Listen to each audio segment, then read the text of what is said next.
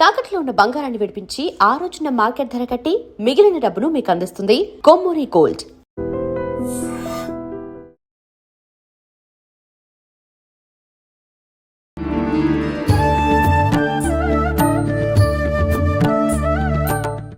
ధర్మంగా ఉన్నప్పుడు కొన్నిసార్లు జయం అపజయం రెండూ వస్తాయి, పర్వాలేదు. నువ్వు నీ బెస్ట్ ఇచ్చావా అని నువ్వు ఆలోచించు. ఒక ఇంజనీరింగ్ కాలేజీలో చదివే పిల్ల ఎగ్జామ్లు రాసి నేను సెకండ్ వస్తానేమో అనే భయంతో సూసైడ్ చేసుకున్నదట. అవును, రిజల్ట్ వచ్చాక ఫస్ట్ వచ్చింది. తొందరపాటు నిర్ణయం. ఎందుకు ఇదే వస్తుంది? ఎందుకంటే అసలు ఏంటి తత్వము అని అర్థం కావట్లేదు.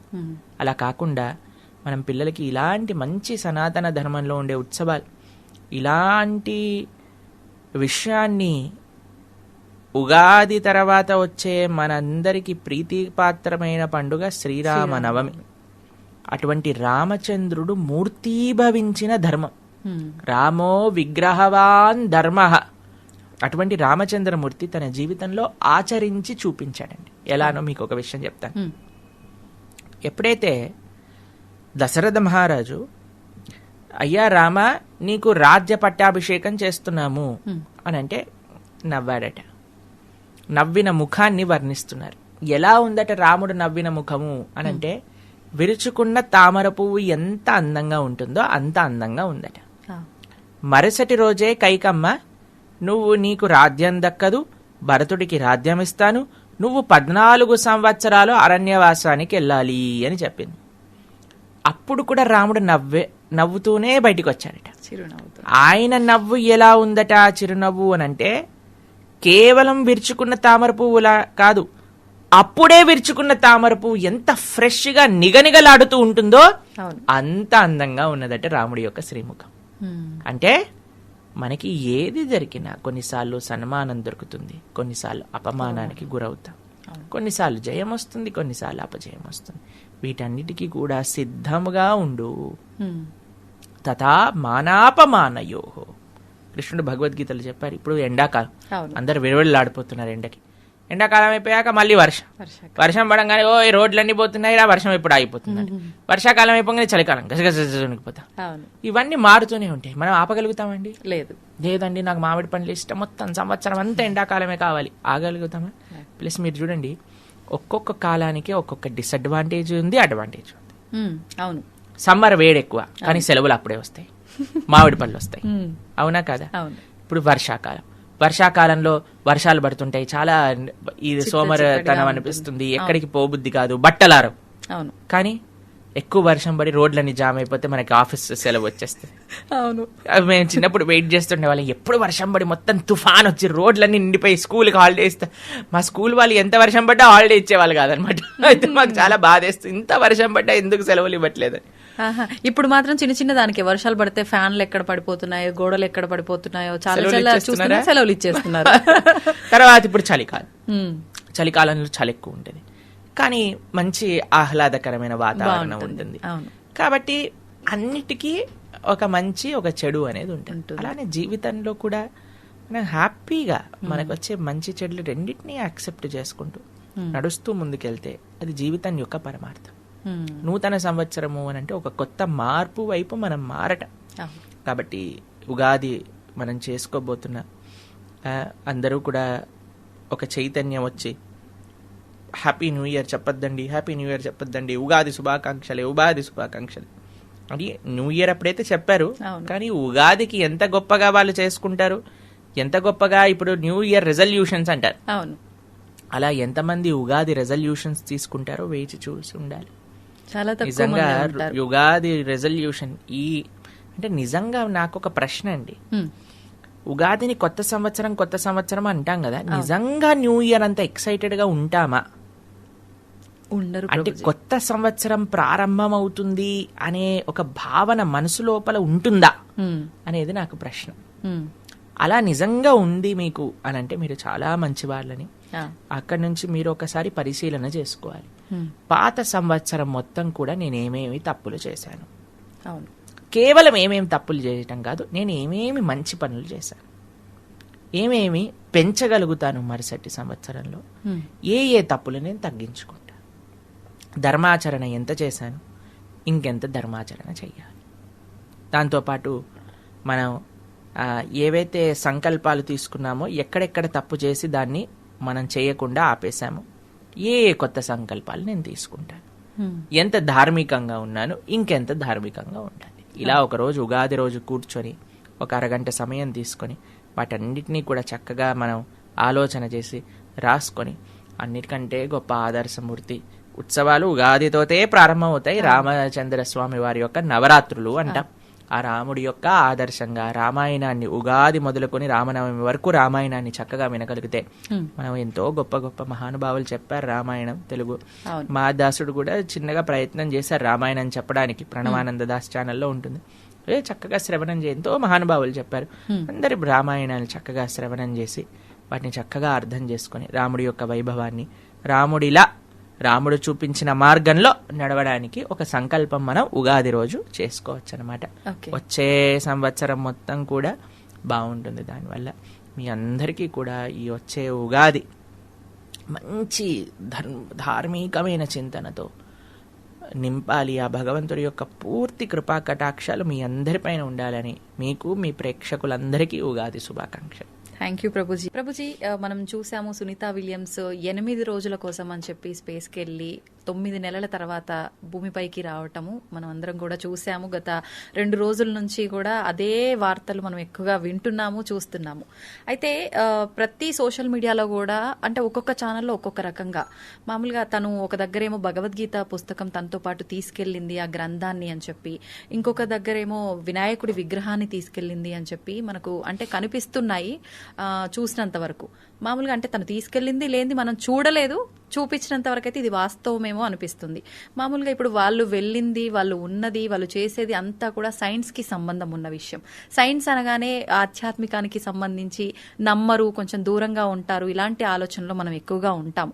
కానీ ఇది తీసుకెళ్ళింది ఈమె అని తెలియగానే అదేంటి ఇంత సైన్స్ నమ్మే వాళ్ళు, దీన్ని నమ్మని వాళ్ళు ఆవిడ ఇవి తీసుకెళ్లడం ఏంటి? ఇంకొక విషయం, ఇది తీసుకెళ్లటం వల్లే తను ఇన్ని నెలల తర్వాత అయినా కూడా భూమిపైకి ఇంత సురక్షితంగా వచ్చారు అని చెప్పి ఇది ఒక గట్టి నమ్మకంగా కూడా మనందరం తీసుకుంటున్నాం. దాని గురించి మీరేం చెప్తారు ప్రభుజీ? ఇప్పుడు ముందుగా సునీత విలియమ్స్ గారి యొక్క ధైర్యాన్ని మనం అప్రిషియేట్ చేయాలి. నిజంగానే ఒక మాతృమూర్తి అయ్యుండి ఎంత ధైర్యంగా 9 నెలలు ఆకాశంలో ఉండటం, అలానే ఇన్ని నెలల తర్వాత కిందికి తీసుకొస్తున్నారు. అసలు అది మనకి తెలిసి ఇంకొక గొప్ప వ్యక్తి కల్పన చావ్లా. అవును, ఆవిడ వచ్చేటప్పుడు ఆ స్పేస్ షటిల్ అది ఫైర్ అయిపోతుంది అనమాట. కానీ అది ఎంత ధైర్యం కావాలండి చెప్పండి. ఇద్దరు కలిసి అక్కడికి వెళ్ళి ఇన్ని నెలల పాటు అక్కడి నుంచి ఎన్నో వేల మందికి ప్రేరణ, ఎన్నో వేల మంది మేము వీడియోస్ చూసాం. స్కూళ్ళల్లో ఉండే వాళ్ళందరూ ఫోన్ అక్కడ వీడియో టెలికాన్ఫరెన్స్ ఆవిడని అడుగుతున్నారు అక్కడ జీవనం ఎలా ఉంటుంది ఏంటి అంటే, అక్కడ నుంచి ఎంత ఆనందంగా పిల్లలందరికీ ఇలా వాటర్ తాగుతాం, ఇలా తింటాం, ఇలా ఉంటాం, ఇలా చేస్తాం. అంత ధైర్యం ఉంది ఆవిడికి. అంత ధైర్యంగా వచ్చి ఆ చిరునవ్వు ఎక్కడ కూడా మిస్ అవ్వకుండా వచ్చారు వాళ్ళు. ఆ ధైర్యానికి, వారికి మనోధైర్యానికి, వారికి ఉన్న శక్తికి నిజంగా మనం చేతులెత్తి దండం పెట్టాలి. ఇంకొక విషయం చెప్తాను. ఆవిడే తన వీడియో మాట్లాడుతూ, నేను అంతరిక్షానికి వెళ్ళినప్పుడు మాతో పాటు భగవద్గీతతో పాటు ఉపనిషత్తులు కూడా మేము తీసుకెళ్ళాను. అక్కడ కొద్దిగా సమయం దొరుకుతుంది కాబట్టి దాన్ని అధ్యయనం చేసి I thought it would be nice to reflect upon అని ఆవిడ చెప్పిన వాక్యములు అనమాట. అంటే ఆవిడ యొక్క భావన చూడండి, ఇవి చదివి వాటి గురించి ఆలోచన. భగవద్గీత ఎంత ధైర్యాన్ని నింపింది అర్జునుడి లోపల. ఒక వారియర్, సునీత విలియమ్స్ గారు కూడా ఒక వారియర్ నిజంగా చెప్పాలంటే. అలాంటి అర్జునుడి లోపల ధైర్యం నింపింది. సునీత విలియమ్స్ కి ధైర్యాన్ని ఇచ్చింది. ఏపీజే అబ్దుల్ కలాం లాంటి మహానుభావులకి ధైర్యం ఇచ్చింది. తర్వాత ఆల్బర్ట్ ఐన్స్టీన్ లాంటి వారు ప్రేరణ పొందారు. ఎవరికి ప్రపంచంలో గీతని ముట్టుకున్నా వారికి ధైర్యం ఇచ్చే శక్తి భగవద్గీతలో ఉన్నది. ఇది భగవద్గీతనంటేనే ధైర్యం ఇచ్చే ఒక పుస్తకం. ఎవరు గీతని చదివినా సరే వారికి కొండంత ధైర్యం ఉంటుంది. ఎందుకంటే అండి అక్కడ కృష్ణుడే ఉన్నాడు కదా, కృష్ణుడే ఉపదేశం చేసింది కదా. యద్రపార్థో ధనుద్ధరః, ఆయన ఉండంగా ఇంకా మనకి ఏం కావాలి చెప్పండి. కృష్ణుడు, అర్జునుడు, భగవంతుడు, భగవద్భక్తులు ఉన్న చోట ధైర్యం ఎందుకు ఉండదండి? తక్కువేమి మనకు రాముడు ఒక్కడుండు వరకు చక్రధారి అయి మన చెంతనే ఉండగా తక్కువేమి మనకు అని అంటారు. అటువంటి అద్భుతమైన తత్వం ఈ ప్రపంచంలో ఎవ్వరూ ఇయ్యలేని ధైర్యం ఆధ్యాత్మిక మార్గం మనకిస్తుంది, ధర్మాచరణ మనకిస్తుంది. మొండితనాన్ని ఇవ్వదండి, ధైర్యాన్ని, ధార్మికమైన ధైర్యాన్ని, ధైర్యంతో పాటు కొండంత వినయాన్ని ఇస్తుంది. ధైర్యం ఒక కొండలా మనకిస్తే అంతే కొండలా వినయాన్ని ఇస్తుందండి, అంతే కొండగా మంచితనాన్ని ఇస్తుంది. అది నిజమైన ధర్మం అండి. అహంకారంతో వేరే మతాలపైన దూషణ చేస్తూ ప్రేరేపాలు పడుతూ వేరే వాళ్ళ శాస్త్రములలో ఉండే గ్రంథములలో ఉండే విషయాలన్నింటినీ వక్రీకరించి చెప్పటం, ఇలాంటివి ఎప్పుడు కూడా మంచి ధర్మం అయితే ఇవ్వదు. అలా చేయడము, ఎదుటివారిని రెచ్చగొట్టడము, ఎన్నో గొడవలకి కారణం, ఇలాంటివి చేయకూడదు. ఇప్పుడు ఒకళ్ళు చేస్తున్నారు అని అంటే ముళ్ళుని ముళ్ళుతోటే తీయాలి అని మన వాళ్ళు కూడా ప్రారంభం చేశారు. మంచి పనే, ఎందుకంటే మనం ఎన్ని రోజులని సాధువులుగా ఉంటాం, ఇన్ని రోజులు ఉన్నాం కాబట్టి మనకి ఈ దుస్థితి కలిగినది. ఇప్పుడైనా సరే హిందువు మేలుకోవాలి అంటే లేచి కత్తులు పట్టుకొని పోవాలని కాదు. మేలుకోవాలి అని అంటే లేచి కనీసం వాడైనా వాడి పుస్తకంలో ఏముంది చదువుకుంటే. సునీతా విలియమ్స్ స్పేస్ లో చదువుతుంది, వీడు భూమిపై నుండి చదవట్లేదు. వీడికి అన్న అవకాశాలు ఉండి కూడా చదవలేకపోతున్నాడు. ఎంత విచిత్రం. బయట వాళ్ళని మనం అంటున్నాం కానీ బయట వాళ్ళని ఎందుకు అనాల్సి వస్తుందంటండి. వాడు నిన్ను మూర్ఖుడిగా ఎందుకు చేస్తున్నారంటే నువ్వు చదవట్లేదు కాబట్టి నీ విశేషాలు. న్యూటన్ ఏమంటారో తెలుసా అండి, where science ends spirituality starts అని అంటారు. ఎక్కడైతే శాస్త్రజ్ఞానం ఎక్కడైతే ఆగుతుందో, విజ్ఞానం ఎక్కడైతే ఆగుతుందో అక్కడ స్పిరిచువాలిటీ, ఆధ్యాత్మిక భావన అనేది ప్రారంభం అవుతుంది. కాబట్టి వీళ్ళు సో కాల్డ్ ఏథీస్ట్, మేము సైన్స్ నమ్ముతాం అని ప్రలేబాలు పెట్టి దేవుడిని దూషించే వాళ్ళందరికీ చప్పు దెబ్బ. నిజంగానే ఇస్రోకి సంబంధించిన ఏ లాంచ్ జరిగినా సరే వాళ్ళు వెంకటేశ్వర స్వామి వారి దగ్గరికి వెళ్ళి ఆరాధన చేస్తారు. సూలూరుపేటలో అమ్మవారు ఉంటుంది, ఆవిడ దగ్గరికి వెళ్ళి పూజ చేయిస్తారు. అలాంటి శాస్త్ర విజ్ఞానం తెలిసిన వాళ్ళేమో ఇలా ఉంటే, మనకి ఇంత మిడిమిడి జ్ఞానం తెలిసిన వాడేమో సైన్స్ అని బయలుదేరుతాడు, దేవుడు లేడని బయలుదేరుతాడు. ఎంత విచిత్రం అనిపిస్తుంది అంటే, ఒక కథ చెప్తాను మీకు. ఒకసారి ఒక ఆయన నడుస్తుంటే జేబులో ఒక చిన్న హోల్ ఉందట. అయితే జేబు చినిగిపోయిందట. అయితే అందులోపల నుంచి 5 రూపాయల కాయిన్ ఒకటి వెళ్ళి ఒక కప్ప ఉండే ఒక తొరలో పడిందట. పరంగానే ఆ కప్పకు 5 రూపాయలు వచ్చాయని బయటకు వచ్చి ప్రొద్దున పూట ఏనుగుకి మంచిగా స్నానం చేయించి నామాలు పెట్టి ఏనుగు పైన శ్రీరంగ క్షేత్రంలో కావేరీ తీర్థాన్ని తీసుకెళ్తారనమాట. ఆ కావేరీ తీర్థం పట్టుకొని ఇలా ఇలా ఏనుగు రాజరకంగా నడుచుకుంటూ వెళ్తుంటే ఈ కప్ప బయటకు వచ్చి, ఏ ఇది నా దారి, నా దగ్గరకు వస్తావా అని కప్ప కాలెత్తి ఏనుగుని కొడుతుందట. ఏనుగు చూస్తుందండి కప్పని, ఒక్కసారి అడుగేస్తే అని కాలు దానిపైన పెట్టంగానే అది చట్నీ అయిపోయింది అనమాట. ఏనుగు అలా అని నడుచుకుంటూ వెళ్ళిపోయింది. అలా వీళ్ళు మిడిమిడి జ్ఞానంతో అటు సైన్స్ అది ఇది అని, దాంతోపాటు మేము ఆ మతం అలాంటిది, ఈ మతం ఇలాంటిది అని మతోన్మాదులందరూ కూడా బయలుదేరి సనాతన ధర్మం పైన దాడి చేస్తూ ఉన్నారు కదా, వాళ్ళందరూ కూడా ఇలాంటి కప్పల్లాంటి వాళ్ళే. కొన్ని ఫాలోవర్లు వచ్చారు, నేను వీడియో చేస్తే 1,00,000 మంది వ్యూలు చూస్తున్నారు అని, నేనేదో గొప్పవాడిని అని నువ్వు పడే ప్రేరేపణలు ఎటువంటివి అని అంటే ఇలాంటివే. భగవంతుణ్ణి దూషించే వాళ్ళం మనం ఎంతమంది. వేరే వాళ్ళు ఇన్ని లక్షల మందికి ఆరాధ్యమైన భగవంతుణ్ణి మనం దూషిస్తున్నాము, ఆ మాటలు అంటున్నావు అంటే ఎంత పెద్ద అపరాధం చెప్పండి. కాబట్టి నువ్వు నాస్తికుడివా, నీ ఇంట్లో ఉండు, నిన్నెవడూ మాట్లాడమనలేదు. ఆ మూఢనమ్మకాల్ని ఖండించాలి. మీకు ఒక విషయం చెప్తాను, మనం కూడా ఎప్పుడైనా సరే మూఢనమ్మకాల్ని ఖండిస్తాం. మీరు మా మాటల్లో వింటాం, ఎప్పుడు కూడా అశాస్త్రీయమైన విషయాలను మనం మాట్లాడడం. అలా అని ఆధ్యాత్మికతను మన మాటలను కూర్తు, భక్తుల యొక్క ఆరాధ్యమైన భగవంతుని మనం ఏమనకూడదు. మనకి తెలుసు శ్రీనివాస రామానుజన్ ఎంత గొప్ప మ్యాథమెటిషియన్. వారిని ఒకసారి అడిగారు, అయ్యా మీరు ఇంత గొప్పవారు ఎలా అయ్యారు, మీకు ఇంత కాంప్లికేటెడ్ సొల్యూషన్స్ కూడా ఎలా వస్తున్నాయి అంటే వారు ఏమని చెప్పారు తెలుసా, నామగిరి అని ఒక ప్రదేశం ఉంది తమిళనాడులో, నామగిరి తాయారు అంటే అక్కడ ఉండే లక్ష్మీదేవి నాకు సొల్యూషన్స్ చెప్తుంది. నామగిరి తాయారు నాకు చెప్పిందే నేను రాస్తాను. వారి యొక్క జీవిత చరిత్రలో అది భద్రపరుచున్నదండి. నామగిరి తాయారు యొక్క ఆశీర్వాదం, ఆవిడ చెప్పటం వల్ల, ఆవిడ అనుగ్రహం వల్ల నాకు వస్తుంది. మనము జీవితంలో ఇలా మాట్లాడతారు చూడండి టీవీల పైకి వచ్చి సైన్స్ వైన్స్ అని, అవును. అలాంటి వాళ్ళు జీవితంలో సాధించింది ఏం లేదు. ఏమీ లేదు. అలాంటి వాళ్ళ వల్ల ఉపయోగము ప్రపంచానికి ఏం లేదు. అలాంటి వాళ్ళని ప్రపంచం గుర్తుంచుకోనూ లేదు. అంతే. ఎవరినైతే గుర్తుంచుకుందో వాళ్ళందరూ వినయంగా ఉన్నవాళ్ళు, భగవంతుడిని యాక్సెప్ట్ చేసిన వారు, భగవంతుడిని ఆధ్యాత్మికంగా ఉన్నవారికి ఆ కీర్తి లభించింది. అది అన్నిటికంటే గొప్ప విషయం. అంటే ఏదో శక్తి లేనిదే మనం ఎలా ఉన్నాము అనే ఒక ఆలోచన ఎందుకు చేయలేకపోతున్నారో అర్థం కావట్లేదు. చూడండి, మూర్ఖులకి ఆ ఆలోచన వచ్చినా అది అర్థం చేసుకునే తత్వం ఉండదండి. అందుకే అంటాం కదా, మనం గుర్రాన్ని నది వరకు తీసుకుని రాగలుగుతాం కానీ నీటిని తాగించలేము. అవును. కాబట్టి ఆలోచన చేస్తే ప్రతిదీ అర్థమవుతుంది. అంత ఎవిడెంట్గా ఉన్నా సరే అర్థం కావట్లేదు అని అంటే వారి యొక్క అజ్ఞానం, వారి యొక్క అహంకారం అదే వారిని కప్పేస్తుంది అనమాట. ఎవరైతే వినయంగా ఉంటారో భగవంతుడు అన్ని మంచి విషయాలు వారికి తెలియజేస్తారు. అందులో ఎటువంటి సందేహం లేదు. అంటే అది ఇప్పుడు అలా ఉండటం కూడా వాళ్ళ గత జన్మ కరుణ బట్టే ఉంటుందా ప్రభుజీ? అలా నాస్తికత్వంగా భగవంతుని దూషించి మాట్లాడటం ఇదంతా కూడా, లేదంటే ఈ జన్మలో ఉండే అజ్ఞానంతో కళ్ళు మూసుకుపోవటమేనా? అంటే ఏంటంటే అండి, ఎన్ని జన్మల సంస్కారములు మనతో వచ్చినా సరే మనం కానీ వినయంగా ఉంటే, అరే నాకు తెలీదు అనే భావన నా లోపల ఉంటే, తెలుసుకుంటాను అని ప్రయత్నం చేస్తే, వినయంతో స్వామిని శరణాగతి చేస్తే భగవంతుడు సాక్షాత్కరింపజేస్తాడు. దాంట్లో ఎటువంటి సందేహం లేదు. కాబట్టి నా కర్మ వల్ల నేను ఇలా ఉండడానికి అనటం కంటే నేను మారుతాను అనే ఒక సంకల్పం తీసుకోవటం చాలా గొప్ప సంకల్పం. చాలా సంతోషం ప్రభుజీ. నిజంగా సునీత విలియమ్స్ గారిని ప్రతి ఒక్కరు కూడా ఆదర్శంగా తీసుకోవాలి. ప్రతి విషయంలో తను ఉన్నది ఎక్కడ, మనం ఉన్నది ఎక్కడ. మీరు చెప్పినట్టుగా ప్రతి ఒక్కరూ గీతని చదవటం కనుక మొదలు పెడితే మనకు మార్పు వస్తుంది జీవితంలో. ఇంత ముందు కూడా మనం మాట్లాడుకున్నాము. అటువంటి ఒక ప్రారంభం అనేది ఎలాగో మనకు నూతన సంవత్సరం రాబోతుంది కాబట్టి మీరు ఇందాక ఆ టాపిక్ లో కూడా చెప్పారు.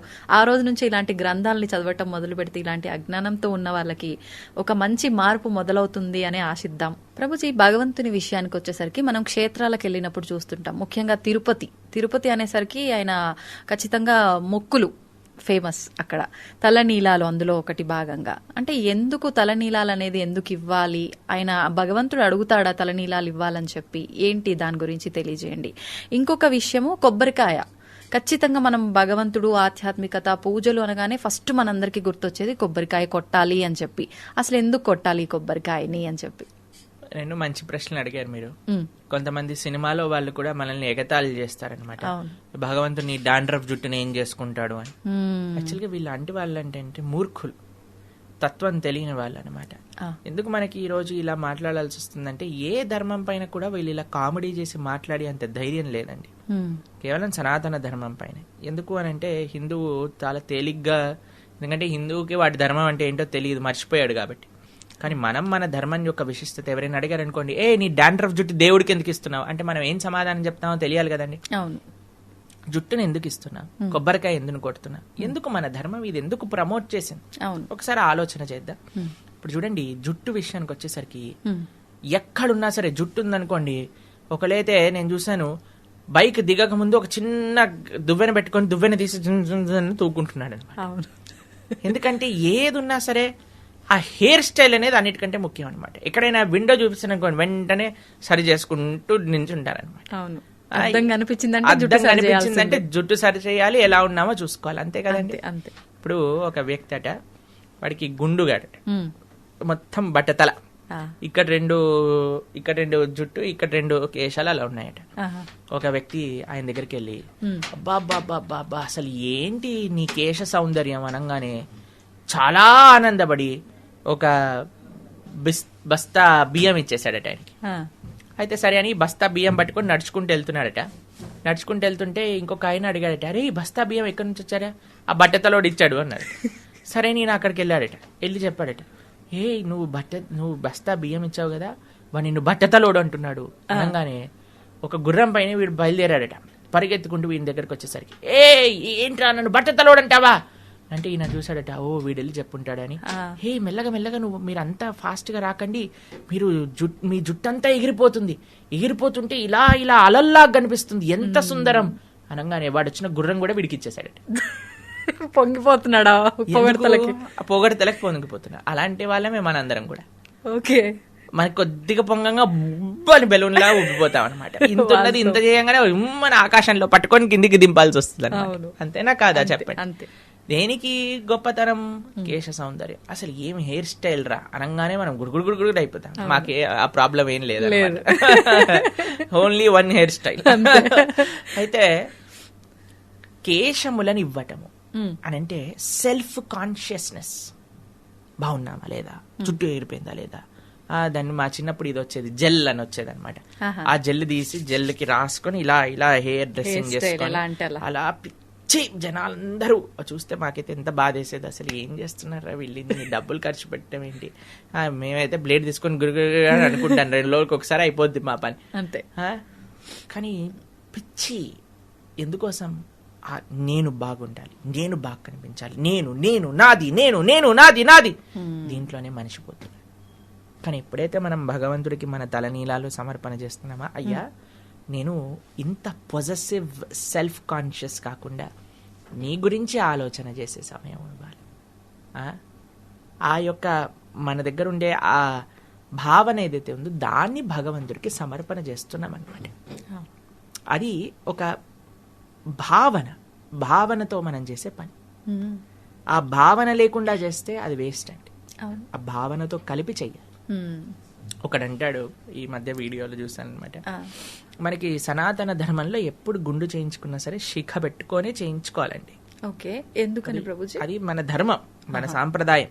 ఎవరైనా సరే ఏ వర్ణంలో ఉన్న వాళ్ళైనా సరే, ఎక్కడైనా సరే, హిందువులు అంటే ముందుగా ఒక విషయం ఏంటి అంటే స్త్రీలు గుండు చేయించుకోరాదు.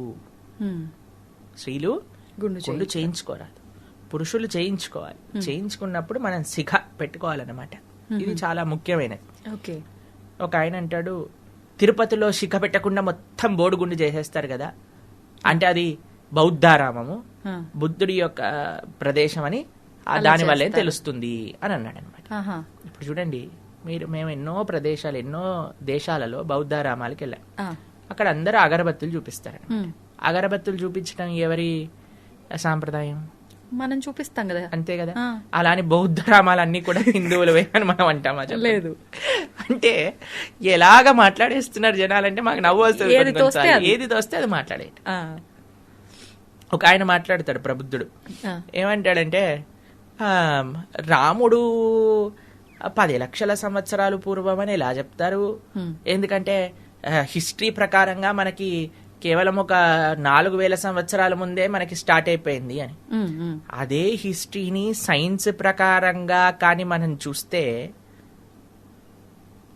మనుషులు కోతుల నుంచి వచ్చారు అని ఉంటుంది, కానీ ఒక 2 మనుషుల నుంచి వచ్చాయి అని చెప్పరు. అంతే. మన ధర్మం గురించి చెప్పేటప్పుడేమో సైన్స్ హిస్టరీ కావాలి, వాళ్ళ ధర్మం దగ్గరకు వచ్చేసేదేమో వాళ్ళ పుస్తకం కావాలి. అంతే. మన ధర్మాన్ని దూషణ చేసేటప్పుడేమో అడ్డమైన లాజిక్లన్నీ తీసుకొస్తాడు, వాళ్ళ ధర్మాన్ని ప్రశ్నిస్తేనేమో మాది సత్యం అంట. అంతే. ఏంటండి అసలు ఎవరి స్వార్థం వాళ్ళది. ఎంత మోసం, ఎంత స్వార్థం, అసలు ఎన్ని రకరకాలుగా సనాతన ధర్మాన్ని. కానీ మీకు ఒక విషయం తెలుసా అండి, వీళ్ళు ఏమీ చేయలేరు మన ధర్మాన్ని. ఎందుకో తెలుసా అండి, ఎప్పటి వరకైతే 1000 సంవత్సరాల నుంచి భారతదేశాన్ని అన్యమతస్థులు పాలిస్తూ ఉన్నారు, అయినా ఈ భారతదేశంలో అందరికంటే ఎక్కువ ఉన్నది సనాతన ధర్మానికి చెందిన వాళ్ళే. అవునా కదా?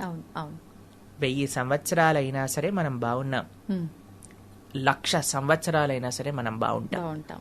ఎప్పుడు మనము సినిమాలలో చూసి మన ధర్మాన్ని మనమే అవహేళన చేసుకోవటం ఆపినప్పుడు, తల్లిదండ్రులు పిల్లలకి ధర్మం గురించి, ధర్మ సూక్ష్మములు ముందు వాళ్ళు తెలుసుకొని పిల్లలకి చెప్పినప్పుడు, ఫ్యాషన్ పేరుతో, వెస్టర్నైజేషన్ పేరుతో మన సంస్కృతి సాంప్రదాయాలు, మన కట్టు బొట్టు ఆచరణని మనం వదిలేసితే మనకి నష్టం ఉంది. కానీ మనం ఇంకా సనాతన ధర్మానికి ముందుకు తీసుకెళ్ళాలి అని అంటే మనం జాగ్రత్తగా ఉండాలి. ఆ సాంప్రదాయాలన్నింటినీ కూడా మనం పాటించాలి చక్కగా. రెండవ ప్రశ్న మీరేమన్నారు? కొబ్బరికాయలు కొట్టడం. మాకు చిన్నప్పుడు ఏదైనా వ్రతం పూజ అయిందనుకోండి, ఒక్కొక్కళ్ళకి ఒక్కొక్క కొబ్బరికాయ ఇచ్చేవాళ్ళు అనమాట. కొబ్బరికాయ కొట్టు, కొబ్బరికాయ కొట్టు, కొబ్బరికాయ కొట్టు. ఇప్పటికి కూడా ఇక్కడే ఇంటికి వెళ్ళామనుకోండి, చిన్నగా ఉన్నప్పుడు మేము కొబ్బరికాయ కొట్టండి, కొబ్బరికాయ కొట్టు. ఏంటి అసలు ఈ కొబ్బరికాయలు కొట్టడం అర్థం కాలేదండి. అప్పుడప్పుడు మా చిన్నగా ఉన్నప్పుడు మా చేతులు పడిపోయాయి అందులో చాలా బాధేసేది. అబ్బో ఏంటి కొబ్బరికాయలు కొట్టడం ఏంటి, ఇల్లంత చిందరబందర ఏంటి, అసలు ఏంటి దీని లోపల ఉండే తత్వం ఏమిటి. మీకు అనిపించింది మన బుర్ర కూడా కొబ్బరికాయ లాంటిదే, గట్టిదైపోయింది అహంకారంతో అజ్ఞానంతో, టెంకలాగా అయిపోయింది. టెంక టింగ్ టింగ్ టింగ్ అని బుర్ర ఎట్లా అయితే మనకి లోపల నుంచి కొబ్బరికాయ పైన నీళ్లు పోస్తే మన లోపలికి ఎక్కుతుందా, ఏం ఎక్కదా. ఎందుకు, టెంక గట్టిగా ఉంది. కానీ ఆ గట్టి టెంక లోపల మధురమైన తీయదైన నీళ్లు, దాంతోపాటు కొబ్బరి లోపల తెల్లగా ఉండే పదార్థం ఉన్నాయి. ఎప్పుడైతే నువ్వు అహంకారాన్ని విడుతావో, అహంకారాన్ని భగవంతుడి యొక్క చరణముల దగ్గర బద్దలు కొడతావో, అప్పుడు నీ యొక్క స్వరూపం, తీయదైన స్వరూపం, కోమలమైన స్వరూపం అది బయటికి వస్తుంది. ఎప్పటి వరకైతే అహంకారాన్ని వీడవో అప్పటి వరకు నీ స్వరూపాన్ని నువ్వు తెలుసుకోలేవు. అది కొబ్బరికాయ కొట్టడంలో ఆంతర్యం. మరి ఇప్పుడు కొబ్బరికాయ తీసుకొని భగవంతుడి ముందేస్తే, స్వామి కొబ్బరికాయ ఎట్లయితే పగిలిందో నా అహంకారం అలా పగులుగాక, నా అజ్ఞానం అలా పగులుగాక అని స్వామికి విన్నవించాలి. కొబ్బరికాయ కొట్టడం తప్పు కాదండి. కొబ్బరికాయ ఫట్ అని కొట్టినప్పుడు వెంటనే మీరు ఆ ప్రార్థన చేయాలి, స్వామి కొబ్బరికాయ ఎలా పగిలిందో అలా నాలో ఉన్న దుర్గుణాలు కూడా అలా వెళ్ళిపోవాలి. అంతేగాని కొబ్బరికాయ కుళ్ళిపోయింది, కొబ్బరికాయ ఏదో తప్పైపోతుంది, పువ్వు వచ్చింది ఏదో మంచి అయిపోతుంది, ఇలాంటివి ఏమీ లేదు. మాకు ఒకసారి పువ్వు వచ్చింది, దాని తర్వాత చెయ్యి ఇరిగింది, కాబట్టి ఇంక పువ్వు వస్తే మంచి అవుతుంది లేకపోతే ఇది అవుతుంది, అవన్నీ పక్కన పెట్టండి. మన భావన మంచిగా ఉండాలి. స్వామికి ఎందుకు నేను కొబ్బరికాయ కొడుతున్నా, ఎందుకు తలనీలాలు ఇస్తున్నా, ఎందుకు దండవత్ ప్రణామం చేస్తున్నా భగవంతుడి ఆలయంలో, ఎందుకు కాళ్ళు కడుక్కొని లోపలికి వెళ్తున్నా, ఎందుకు స్వామి దర్శనం ఆపాద మస్తకం ఎందుకు దర్శనం చేసుకుంటున్నా, తీర్థం ఎందుకు తీసుకుంటున్నా, ప్రసాదం ఎందుకు చూస్తున్నా, ఆలయంలో కూర్చోమని ఎందుకు అంటారు. ఇవన్నీ మనకి తెలిసినప్పుడు ఎంత ఆనందం అండి. అంతేకాని బల్లి పడింది, పిల్లి వెళ్ళింది, కుక్కొచ్చింది, ఇవన్నీ ఏంటండి అసలు. ప్రతి కదలికలో తప్పు.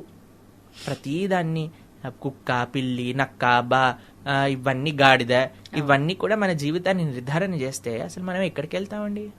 నీ చేతుల్లో ఉంది నీ జీవితం, నీ భావనలో ఉంది నీ జీవితం, భగవత్ కృపలో ఉంది జీవితం, నీ సంకల్ప బలంలో ఉంది నీ జీవితం. ఇది సనాతన ధర్మం ఇచ్చే ఒక అద్భుతమైన మార్గం. దీన్ని అందరూ కూడా కప్పిపుచ్చేసి ఏదో ఏదో రాళ్ళ వల్ల, లేదా ఏదైనా గీతల వల్ల, లేదా ఏదైనా రాయటం వల్ల, లేదా ఇది వల్ల వాళ్ళ వల్ల జీవితం మారిపోతుంది అంటే సారీ సార్, కాదు. ఉగాది పచ్చడి చెప్తుంది మనకి, ఇందాక మాట్లాడుకున్నట్టు మనం ఏమి చేసినా సరే షడ్రుచోపేరితంగానే జీవితం ఉంటుంది. లేకపోతే ఉగాది పచ్చడి ఎందుకంటే పానకం తాగొచ్చు కదా, అంతే. పానకంలో కూడా మిరియాలు పొడేస్తారు.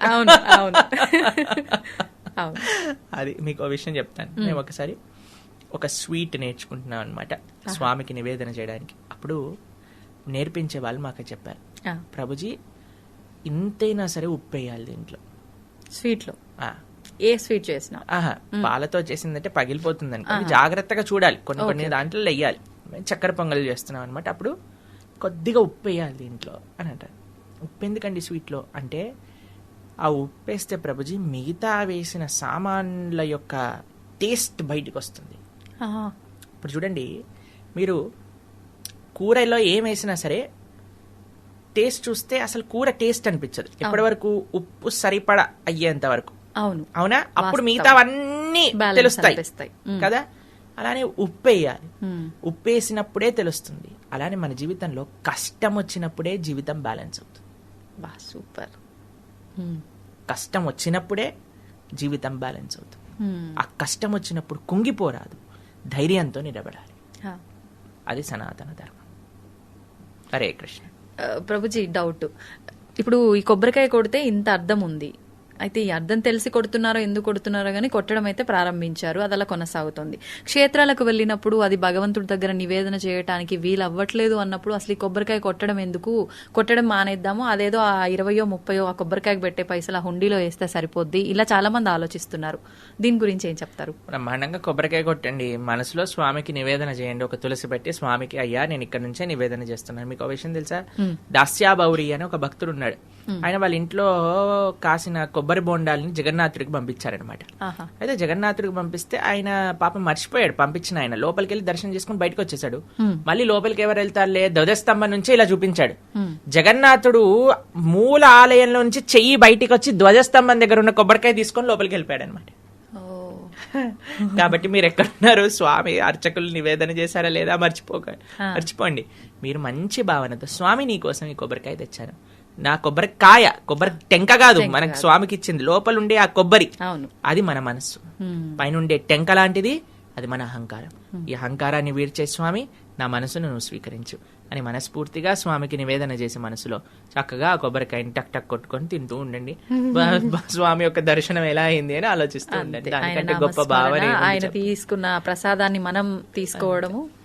సంతోషం ప్రభుజీ, చాలా చక్కగా వివరించారు. నిజంగా ఈ విషయంలో అంటే ప్రతి నిత్యం జరిగే ఈ రొటీన్ విషయాలైనా కూడా చాలా మందిలో డౌట్స్ ఉంటాయి, అవన్నీ కూడా చాలా చక్కగా క్లియర్ చేశారు.